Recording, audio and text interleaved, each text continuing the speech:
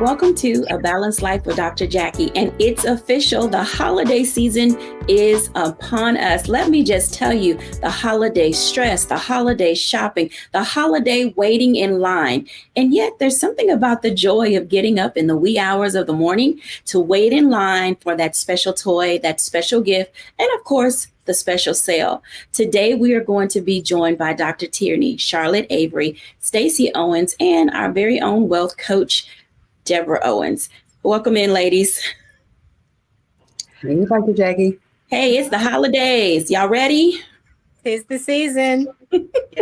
I have to tell you, when I think about this time of year and the decorating, the spending the money, the waiting in the lines, it can be a little bit overwhelming, but there's something joyous and fun about getting all dressed up and putting on your winter clothes and going outside. So to top us off, I do have a question for each of you.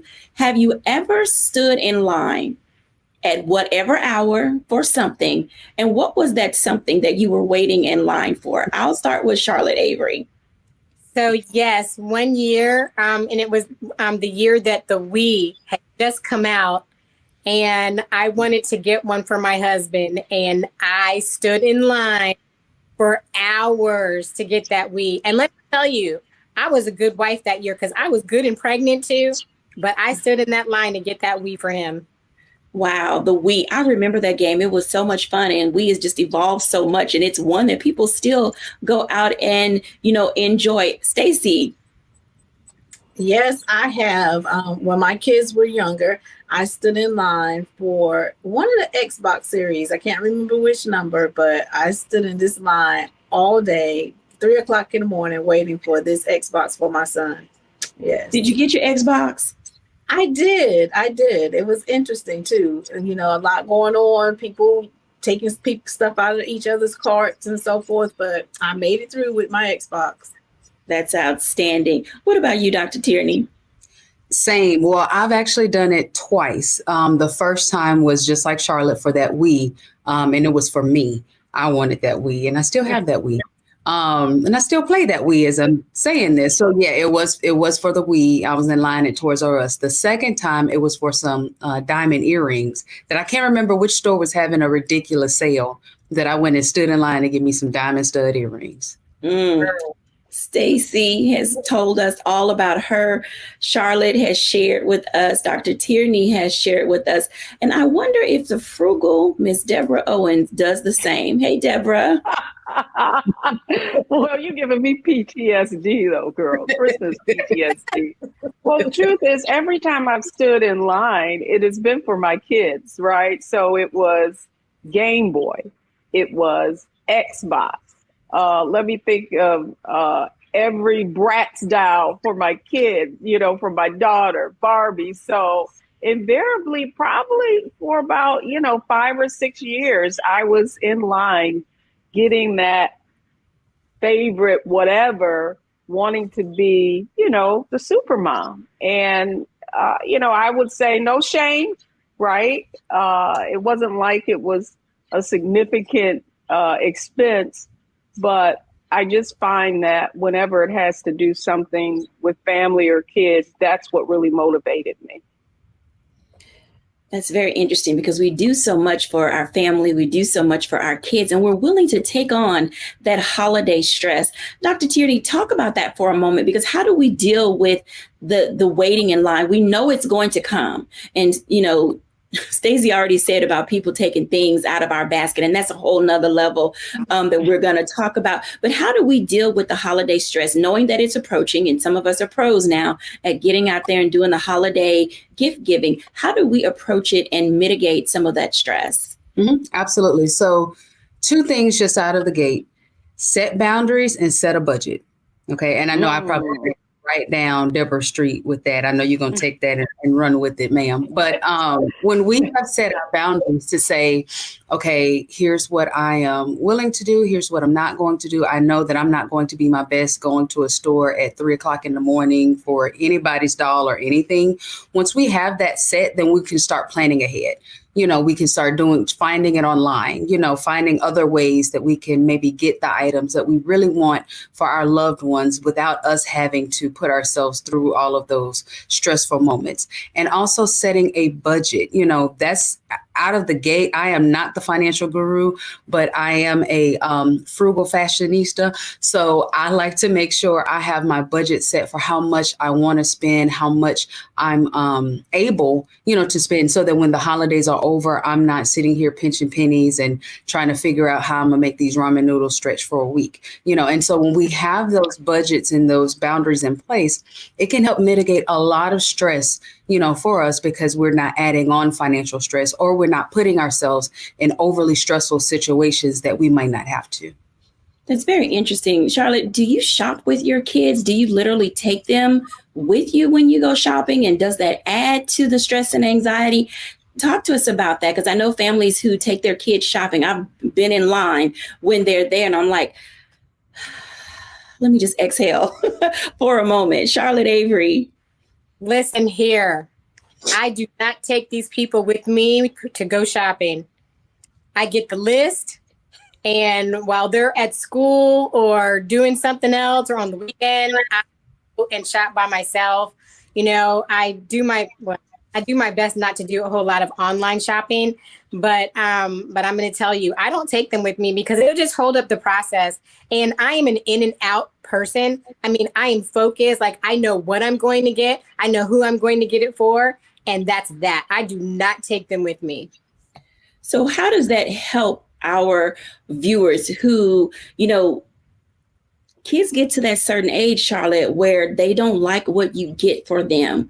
So this doesn't happen with the 7 little Averys, but for those whose kids don't appreciate the gift that they've received, or it's not what they wanted. And I say that because there's a certain age where you should literally stop buying for your kid and just kind of let them do it on their own. How do you manage that? Well, I'm at that stage now, especially with my bigs. So I told them, this year they gave their list, and I told them, I was like, okay, we're going to get maybe 1 or 2 things off your list. And then we're giving you money and gift cards to the stores that you like. And you guys are going to shop for yourselves. I'm like, you can shop for yourself before the holidays, or, if you want to, budget and decide that you want to wait for all the after Christmas holiday sales and stuff like that, you can do that too. But I'm only getting the bigs, like 2 things off their list, and I'm giving them money so they can shop for themselves, because I do have some kids who are like, I don't know why you got this for me. So happy to not shop for them. I like shopping for the littles and the middles. So final question for Charlotte, because my mind is racing when I see parents going through this tug of war with these kids in these aisles. Do you approve how they spend the money you gave them? Can they buy what they want, or do you have to have a final say in the purchase? Well, they can listen. They're not getting like $1.5 million to shop with. So I'm limited. So yeah, I mean, I will approve it. But if they do bring something home that me and their dad don't like, then definitely we'll talk about it. And if we don't approve it, we'll be like, okay, it's got to go back. But you know what? We've never really had that problem. Maybe except with one of our daughters, but that's it. We've never had to say, oh, you can't have that, take it back. I like the way this is going, because it reminds me of the value and importance of parents staying engaged in that process. And Stacey, where you are and what you do, you have your own children and you also have your kids at school. How do you prepare them to either receive gifts or get gifts? Because your school gives a lot to the community. What do you do in that space around the holidays? Just help kids realize how to maintain their emotions in this state of being balanced, because you do have some kids who Christmas is just another day for them. They're not going to get any gifts. Their parents may tell them that they'll get their stuff after Christmas, because often they're waiting for income tax time or for times, to get their money together. And so we just help the kids to understand that whatever your situation is, what is the true meaning behind Christmas? What are some other ways that you can look at the holidays in terms of being able to give and not just receive.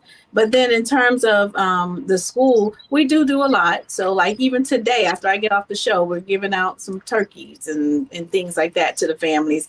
And we have the angel wish list where people can come and give toys and items for students. So it's just about helping kids to be realistic in their situation. You know, don't set your expectations super, super high.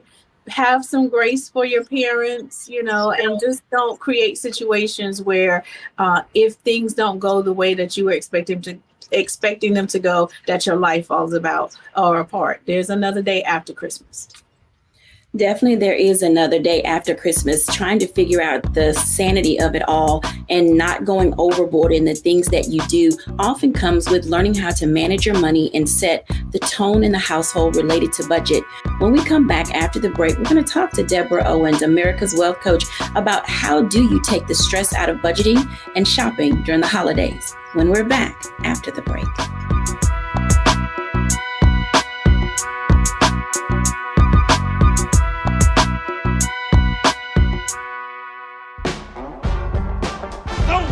November 8th. We can vote today, y'all. Early vote started this week. We're on Savannah State University's campus. We will be dorm storming today, giving out treats for everyone. We hope to see everyone at the polls when it comes to November. If you believe we got power, let them know. Make some noise. Put a fist up. I need to see a fist in the air because we got power. Come on, you put it up. Come get your shirt. We're out here in the streets of Savannah, Georgia. James, do not forget to go vote. I got you.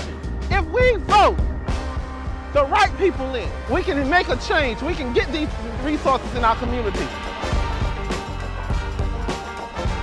I am a woman, and it is important that we have the say-so of what we want to do with our bodies. We're concentrating on entrepreneurism, providing young people with resources and training that they need in order to change their trajectories. We want Black down.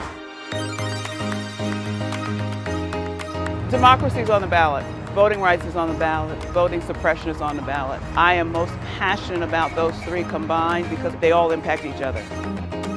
Savannah is my home. I care about my community, and I care about representation in my community.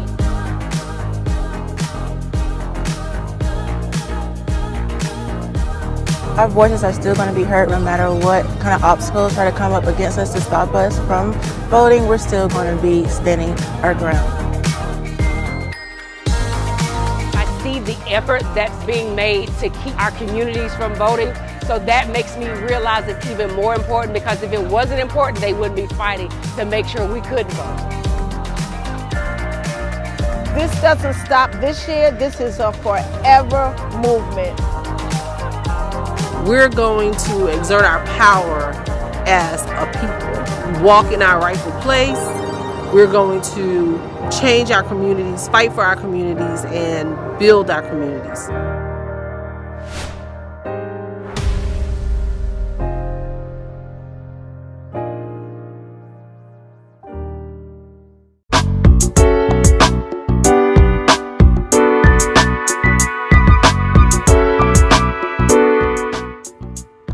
Welcome back, everyone. As you can tell, there are certain ways that you can take stress out of the holidays, allowing yourself to plan, prepare, and have good open communication about the expectations.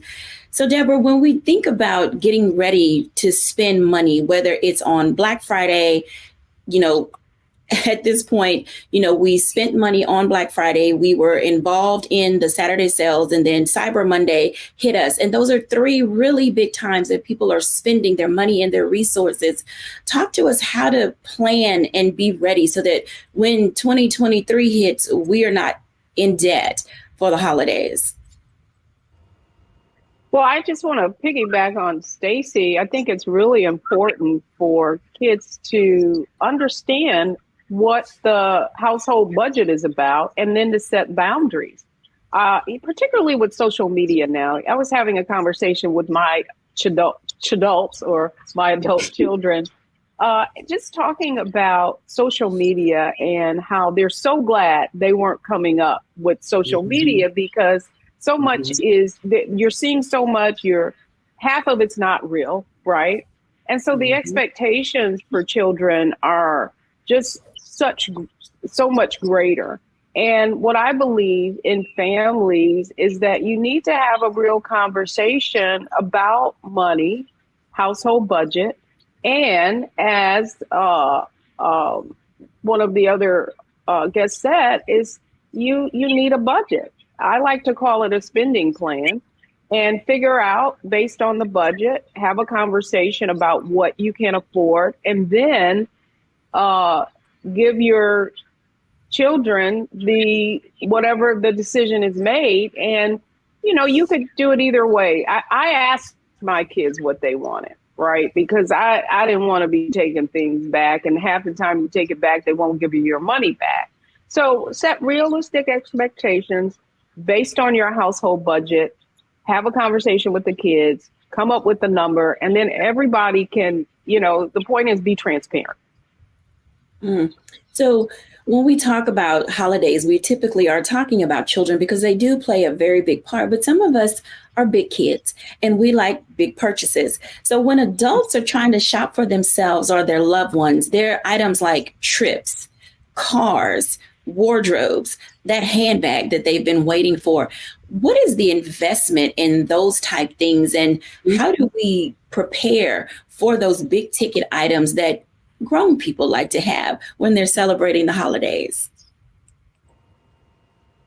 So I would say, go old school as a family, so you don't find yourself after the holidays where you busted the budget. I think that one of the things that we do in our community, Wealthy You, is it all starts with, for every one of your goals or what you want to possess, you need to have an account for each one of those goals. And I'd say that Christmas spending is one of them. Do you remember, Jackie, when you had like the Christmas savings account, the vacation savings account was how our parents did it?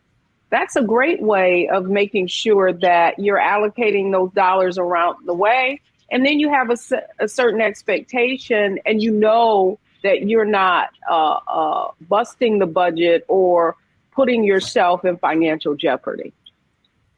That jeopardy sometimes is almost like playing Russian roulette, because in this economy, in the times that we're in right now, we often don't know where money is going to come from. Prices are getting higher. We saw gas go up. And so now, just going to the grocery store, trying to feed your family during the holidays. And, if you have guests, it also gets into that budget.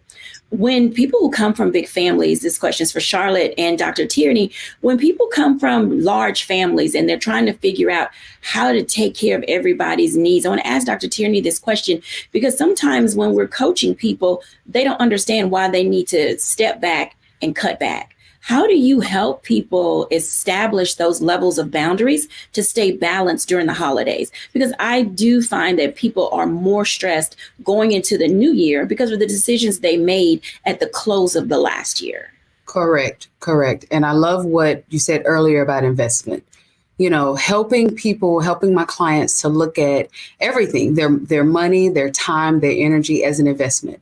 We make investments every single day. We may not view it as an investment, but it's an investment. And the question that I ask my clients is, if you make an investment in this, if you buy that toy, if what is the investment? What is it netting you? Is it doing something to improve your future, or is it a temporary fix where you'll get a rush, and it's not just for the kids. Like you said, it's us grown folk, buying big toys like cars and, all of those other things.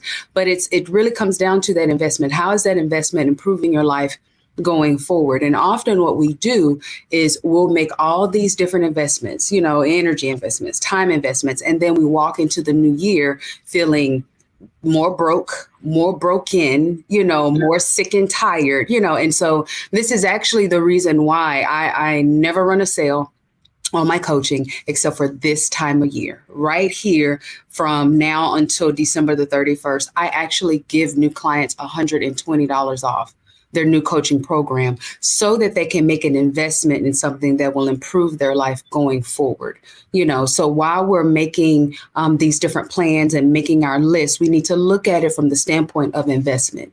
Would it be a better investment if I scale back on buying all the things, all of the material things, and maybe invest in something like a coaching program, like a session with a therapist or something that will improve my life going forward, so that I'm not starting 2023 trying to finish what I didn't finish in 2022 that I said I was going to do. And that's the thing that I try to help my clients to click into. Absolutely. Now, Charlotte, as a mom strategist, a lot of people don't know, but Charlotte Avery during the pandemic was voted Virginia Mother of the Year. And I think that that's huge because as a mom strategist, Charlotte, and the work that you do, you talk to moms around the globe and you try to help them establish boundaries and ways to save and ways to plan so that they are doing, the good work, if you will, in the home. Can you share with us some tips that you often offer to moms, and families, because you work with parents as a whole as well, to get prepared for the holidays and manage their expectations with their kids as well as their emotions? Yes. So that's a really great question. And my answer revolves around a few words that begin with P. One is participation. Everybody should participate because, the holidays. Now, I love Christmas. Like, I bleed Christmas. I love this time of year. But it's not just about me and it's not about what I want. It's about our family as a whole. So I want everybody to make sure that everybody in their family is participating and that everybody feels included. The other P is plan. Who's doing what? If you're going somewhere, where are you going? What are you going to do for the holidays? When are you going to start cooking and doing all the things? And how are you going to do it? All of that matters. And then the other thing is have patience, because I know that as a mom, especially because the kids are out of school, if you have school age children, and even if you have children who are coming home from college, it's really being able to have patience with each other and other grace, because this time of year it can be very emotional.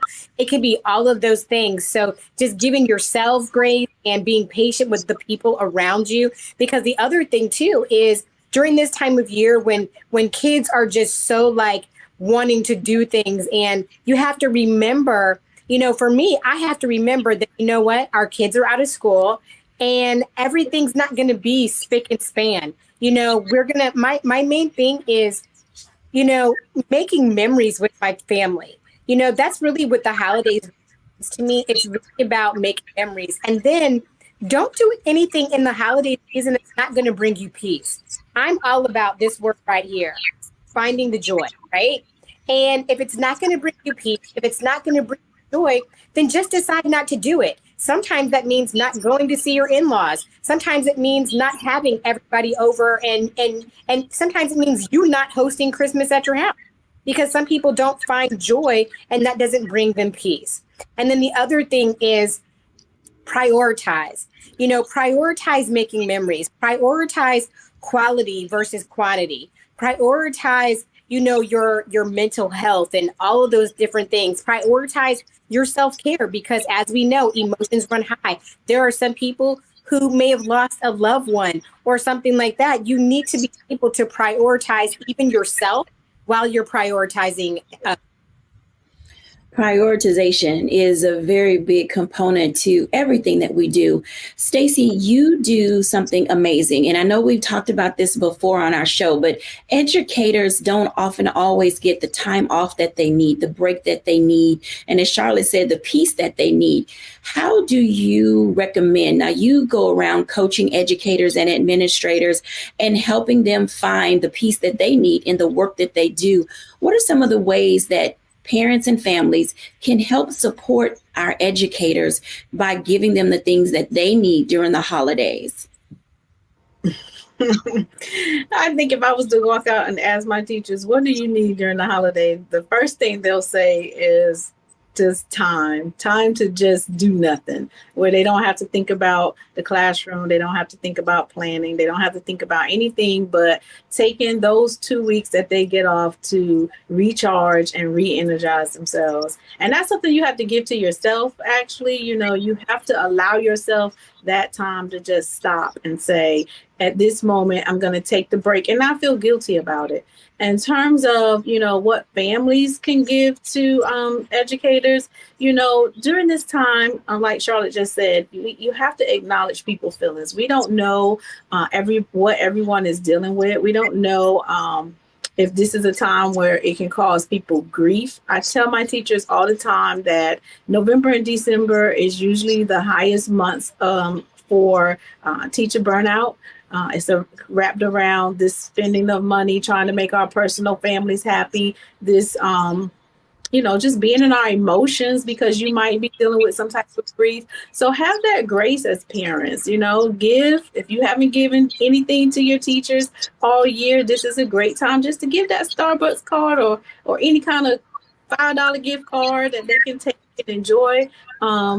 Just to say, I appreciate you. A lot of times people just want to know that you appreciate the service that they provide. So it doesn't have to be nothing big. It can be a simple thank you. Enjoy your break. I like that. When we come back after the break, I do want to talk about the grace of giving, because a lot of people need grace, and we'll unpack that when we come back after the break.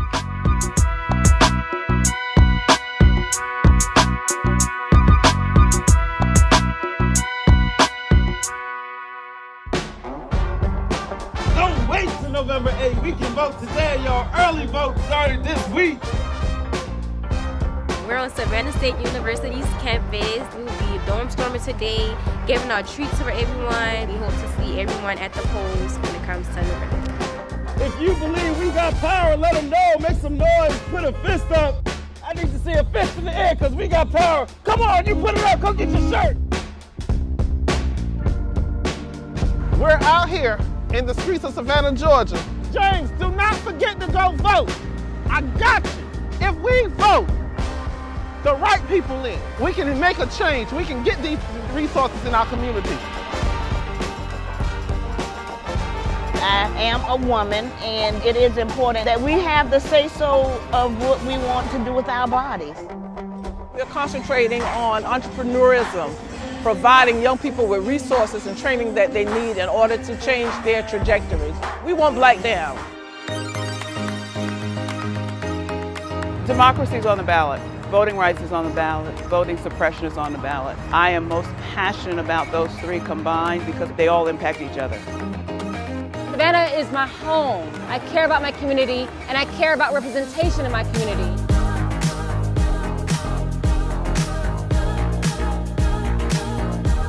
Our voices are still going to be heard no matter what kind of obstacles try to come up against us to stop us from voting. We're still going to be standing our ground. I see the effort that's being made to keep our communities from voting. So that makes me realize it's even more important, because if it wasn't important, they wouldn't be fighting to make sure we could vote. This doesn't stop this year. This is a forever movement. We're going to exert our power as a people, walk in our rightful place. We're going to change our communities, fight for our communities, and build our communities.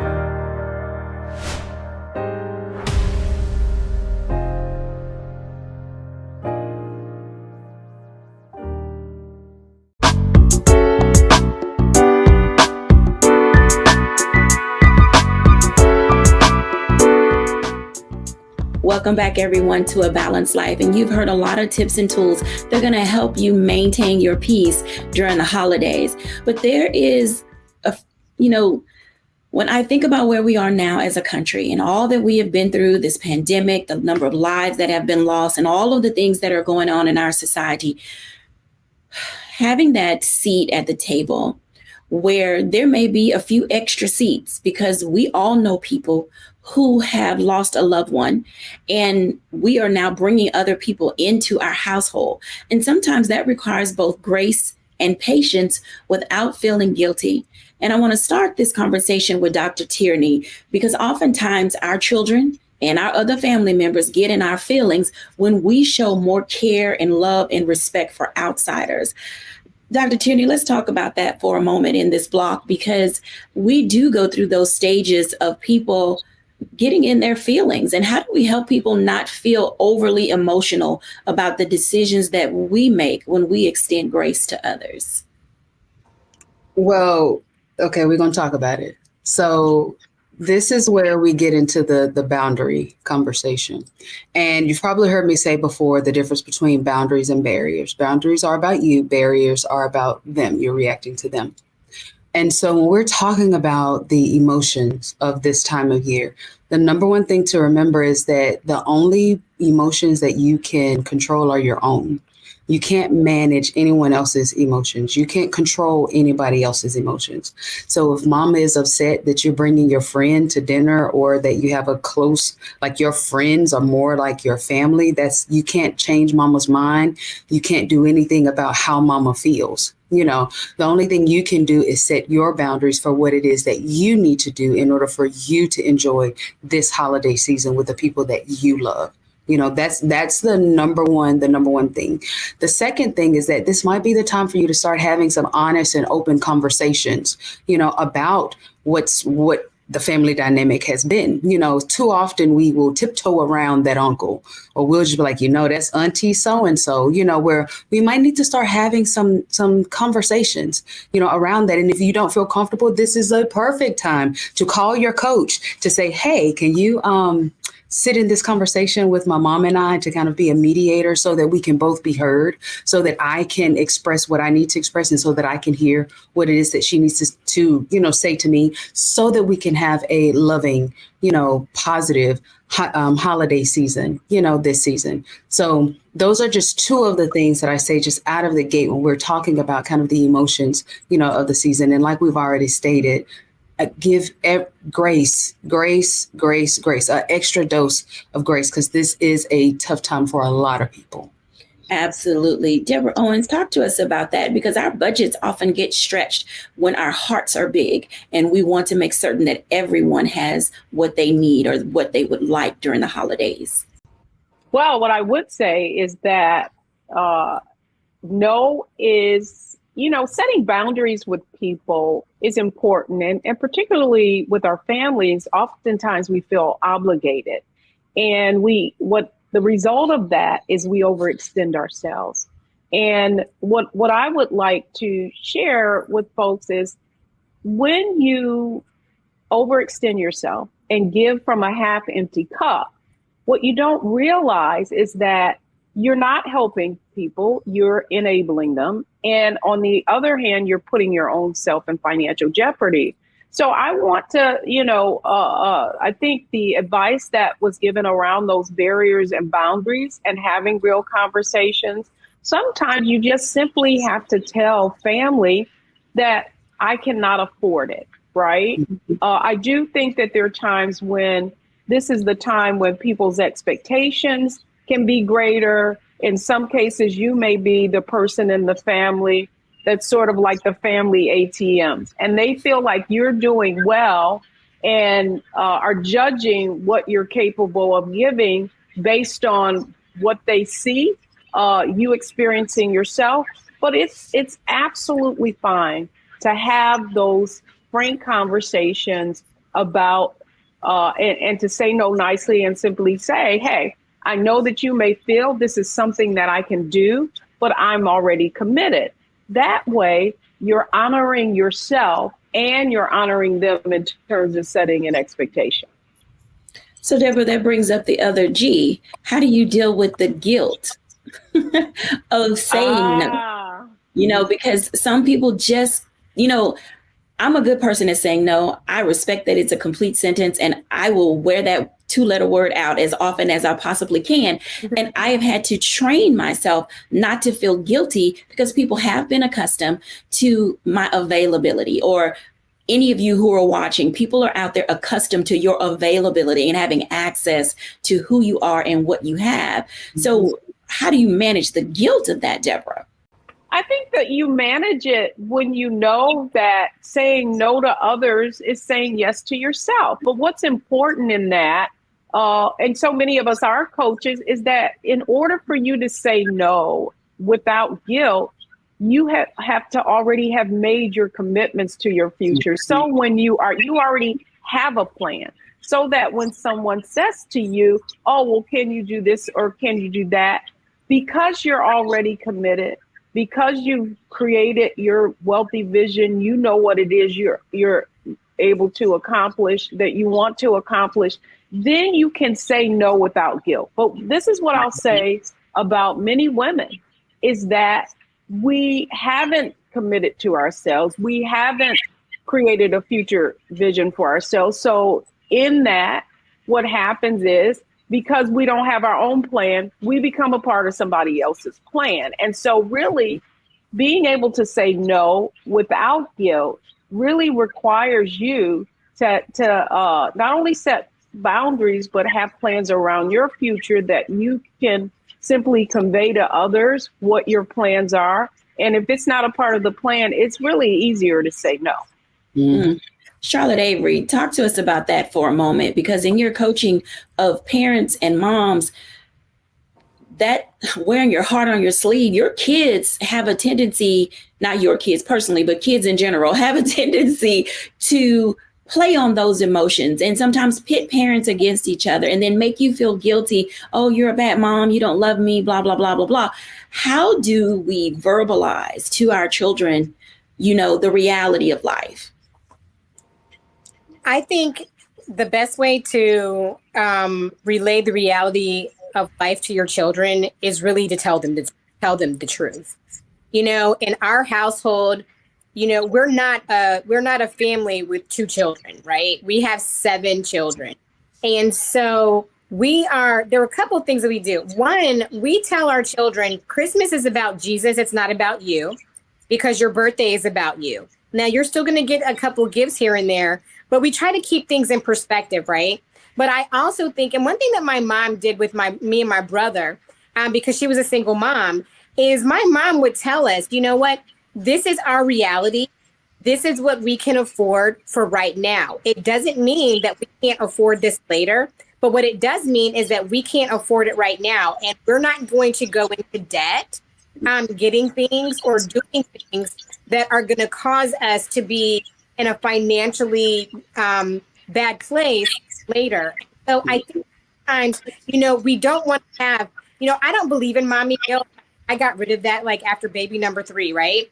But I just believe that when you commit to being honest and telling your children the truth, and you don't have to tell them everything, but I think that when you make them a part of the plan, you help them see the truth of their reality and the reality of your family. I think it helps them to be more empathetic, even about those who are living in your household, because, we have a child that just went to college. We have one that's getting ready to go. Some of our children are putting cars and stuff like that on their list. And I'm like, well, you can shovel one foot and the other, because we can't afford to get you a car right now because we have another person coming, behind you to go to school. It doesn't mean that we don't love you. It just means that we're not getting you a car right now.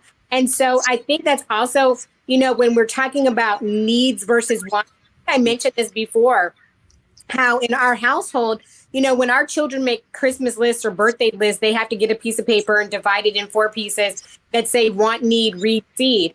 And that's the other thing, is really helping them to see the things that they need versus the things that they want. And it's also teaching them about prioritizing and things that will last forever versus things that are just going to be temporal. And so I just think that we do our children a disservice when we make them think oh, they're going to get everything and everything is so widely available and all of that. I just think that we do. And so I think that we owe it to our children and we owe it to ourselves to be honest with ourselves while also being honest with them. Absolutely. You made a great point about being able to seed to other people. And I want to ask Stacey this question before we go into the break. Stacey, you mentioned about the angel giving or being able to pick an angel off of the tree. Can you share with our audience what angel tree giving is and how that works within your school? Yes. So we have a lot of organizations who will say, like, well, what can we do? Can we donate school supplies? Can we donate, paper, pencils, and so forth? And I always tell people with the population that I serve, we're beyond the paper, pencil, crayon type thing. So we have our students to create a list of items that they may need: coats, hats, shoes, clothes, of that nature. And then now if an organization or someone wants to contact us and say, how can we help you? Then now we can pull this angel from our tree, or we can pull this student and say, adopt a student. Here's the things that this student needs. And that way it helps the family in the largest scope. If it's toys that they may need, if it's clothes that they may need, uniforms, whatever. Now we have a specific thing that's based around the needs and some of the wants, because the student can put an item up there that they may want as well. And it just gives a resource so that when people are reaching out to say, how can we help? Here's how you can help. Absolutely. I thank you for sharing that, because oftentimes we forget the value of being able to sow a seed into another person's life. And a child is absolutely grateful when their angel is no longer on the tree, and then they know that someone is going to provide something for them. When we come back after the break, we're going to talk about holiday decorating. And is there such a thing as too much? When we're back after the break.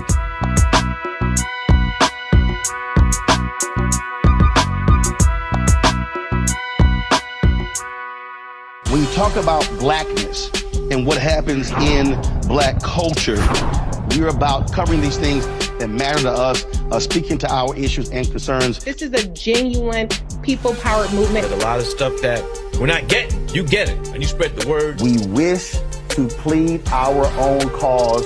Too long have others spoken for us. We cannot tell our own story if we can't pay for it. This is about covering us. Invest in Black-owned media. Your dollars matter. We don't have to keep asking them to cover our stuff. So please support us in what we do, folks. We want to hit 2,000 people, $50 this month, raise $100,000. We're behind 100,000, so we want to hit that. Y'all money makes this possible. Checks and money orders go to P.O. Box 57196, Washington, D.C. 20037-0196. The Cash App is $RM Unfiltered. PayPal is R Martin Unfiltered. Venmo is RM Unfiltered. Zelle is Roland at RolandSMartin.com.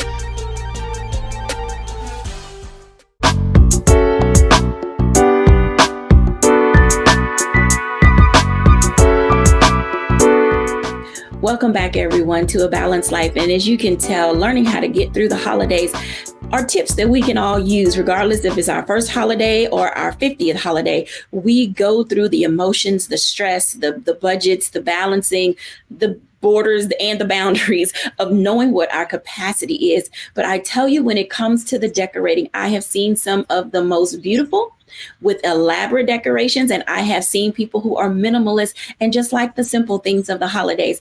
So ladies, let's talk about that for a moment. How do you decorate? And I'm going to start with Charlotte Avery and the 7 little Avery angels. How do you decorate for the holidays and get into that Christmas spirit? So Christmas is a slow dance in our house. I mean, I start decorating for Christmas early.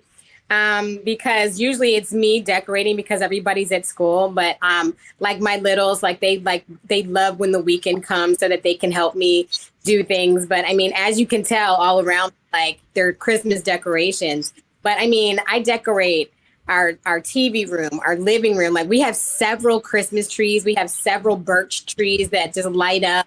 I just love the lights of Christmas. Our kitchen is decorated. My bedroom, our bedrooms are decorated. It's just so many things just to, let them just kind of have the fun and joy of Christmas. I decorate the outside of the house and they help me with that. And so I decorate our bathrooms. Like, there's usually not a part of our house that goes untouched. So I do a lot of decorating.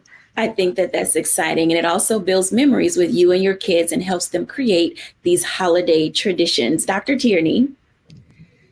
Okay, so The first part of the answer is what's too much, whatever floats your boat, sugar. That's what you do. If you want to bank everything in ribbons and lights, then you go for it. If you just want to get a little Charlie Brown Christmas tree and put one ornament on it, then that is perfect too.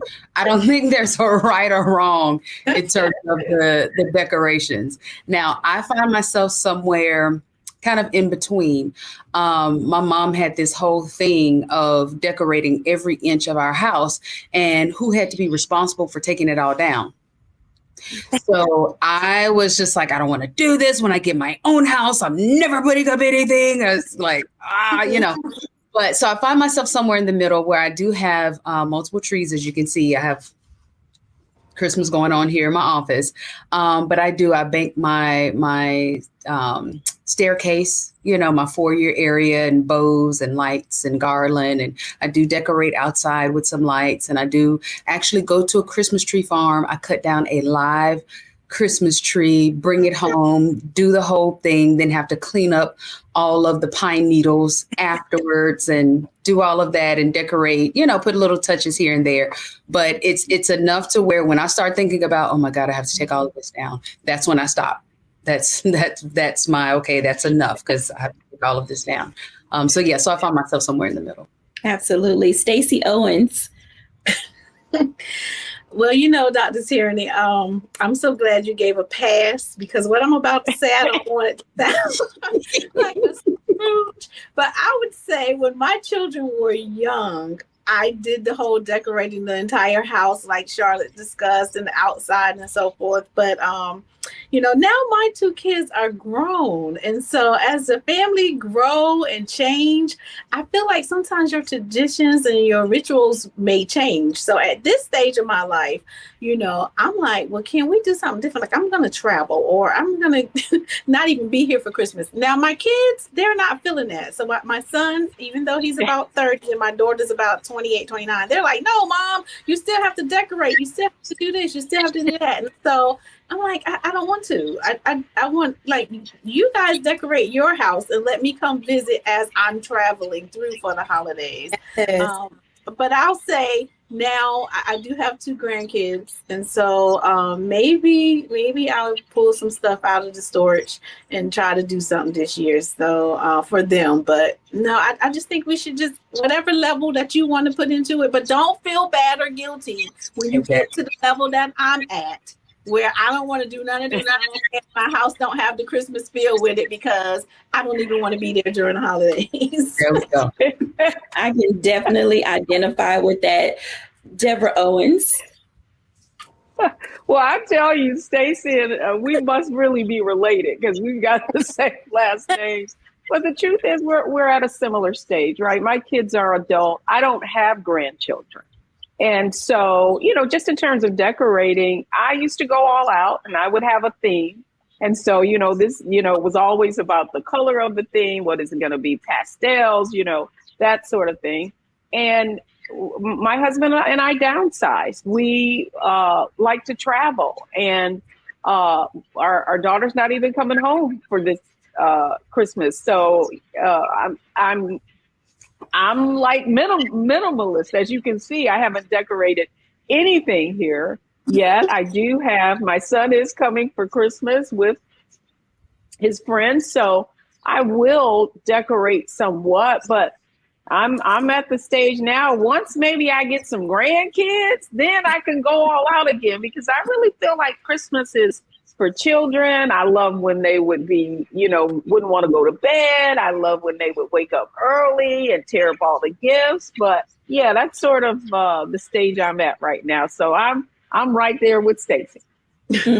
I can identify with everything that you've all said, and I've probably done all of those stages. I want to bring everybody back in. And of course, because it's the holiday season, I want to focus on a single word and ask you this question. So the word is embrace. And as people go into the holidays, what would you like for them to embrace and why? I will start with Charlotte Avery. Embrace being intentional, embrace making memories. Because one thing that we're not going to get back is time.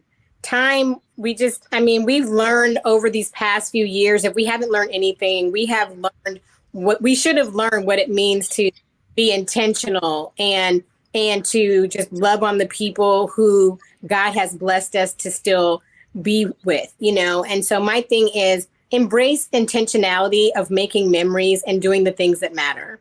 Absolutely. Deborah. I would say what I want people to embrace is being present. If I've learned anything over these past few years, just about changes and the fact that we're not in control, being present and being grateful. I will tell you, I lost both of my parents in the past 2 years. And, and just thinking about that, that's another aspect of holidays that we touched on. And to Ms. Avery's point, the fact is that we really need to not only embrace the fact that we're living, that we're whole, that we have the people around us, and that we want to be present in the people whose lives we value every day. Absolutely. Stacey Owens. I'm going to say embrace love and start by loving yourself. Acknowledge your feelings all through this holiday season. Don't go laboring in your emotions. Acknowledge them, push through it, talk about it. Find a way to love someone else. If you can give, if you have enough to give, share, find someone who can benefit from your giving. And then hold on to that love so that if your family is a large family and you're coming together and there's people there that you haven't spoken to in years and don't even care to speak to, love yourself enough not to let that stress you until you get beyond the holiday season. So just embrace love and have fun. Absolutely. Dr. Tierney. Embrace finishing strong. Oftentimes you hear people say, new year, new me, but sometimes we're waiting on the new year just to give the old you new excuses. So remember, you want me to say that one more time? Yes. New year just to give the old you new excuses. So remember what we do right now in 2022 will impact how you start your 2023. So if you need to set a budget, if you need to set boundaries, if you need to start with your coach right now, don't wait for the new year for the new you. Your new you is right now. Okay, so start now, finish strong. Don't just throw in the towel, right now. We still have a whole month and some change left. We have some time left for you to be able to finish strong. And remember, shameless plug, you want to start coaching, you get $120 off. Go to my website. I think that everything that you all have stated puts us in the mindset of space of saying that it's okay to kind of relax and release and then find a pathway to be able to move forward. When we're back, I'll give my reflections.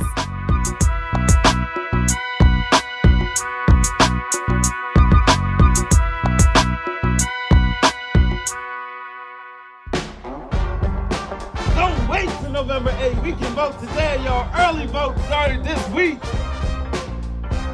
We're on Savannah State University's campus. We will be dorm storming today, giving out treats for everyone. We hope to see everyone at the polls when it comes to November. If you believe we got power, let them know. Make some noise. Put a fist up. I need to see a fist in the air because we got power. Come on, you put it up. Come get your shirt. We're out here in the streets of Savannah, Georgia. James, do not forget to go vote. I got you. If we vote the right people in, we can make a change. We can get these resources in our community. I am a woman, and it is important that we have the say-so of what we want to do with our bodies. We're concentrating on entrepreneurism, providing young people with resources and training that they need in order to change their trajectories. We want Black down. Democracy is on the ballot. Voting rights is on the ballot. Voting suppression is on the ballot. I am most passionate about those three combined because they all impact each other. Savannah is my home. I care about my community, and I care about representation in my community.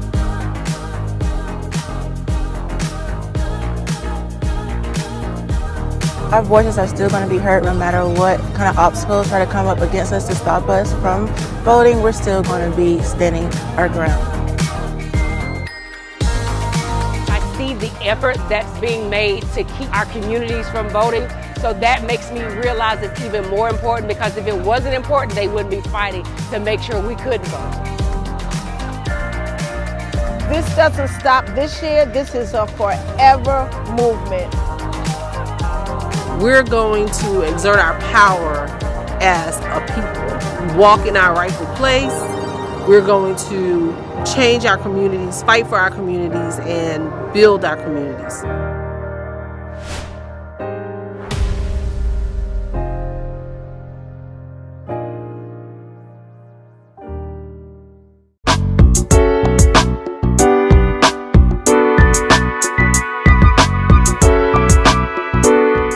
Welcome back, everyone, to A Balanced Life. And as you can tell, there are so many ways to find ourselves engaged during the holidays. And literally, this is just the beginning of the season.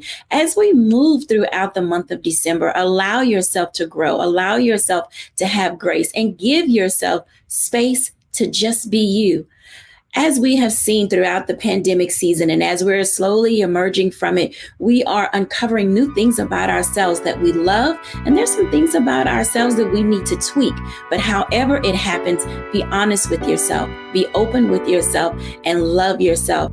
Thank you, everyone, for watching our show today, and cheers to the holidays. Bye now.